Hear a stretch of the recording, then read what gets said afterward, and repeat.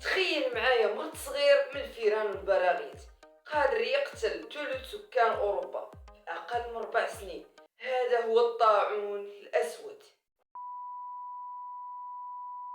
مات حوالي 25 مليون شخص، أي نقولوا تقريبا 1 على 3 من سكان أوروبا. الطاعون بدا في آسيا وانتقل عبر التجارة لأوروبا. البراغيث اللي كانوا على الفيران كانوا كينقلوا جراثيم الإنسان.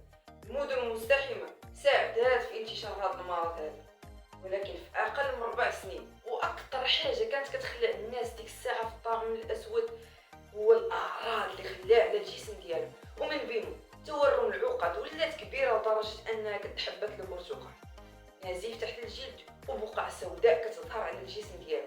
هذه أكثر حاجة كانت كتخلع الناس، هي هاد البقع السوداء.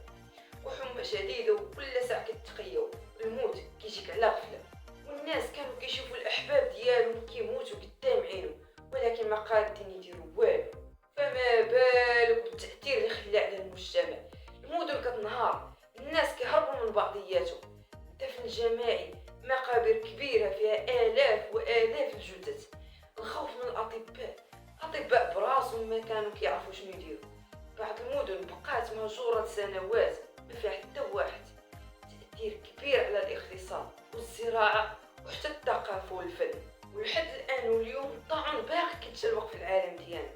الطاعون ما اختفاش نهائيا، السلالات ديالو مازال كاينه اليوم في الحيوانات البريه.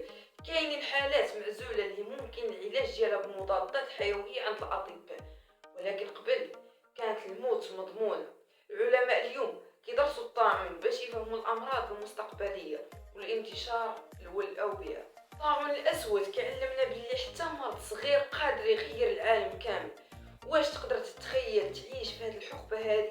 وما تنساش تكتب لينا في التعليقات الى عطيتك مليون واش قادر تعيش في العصر ديال الطاعون الاسود ولا لا.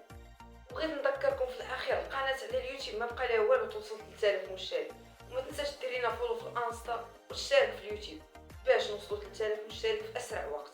يلا تهلاو.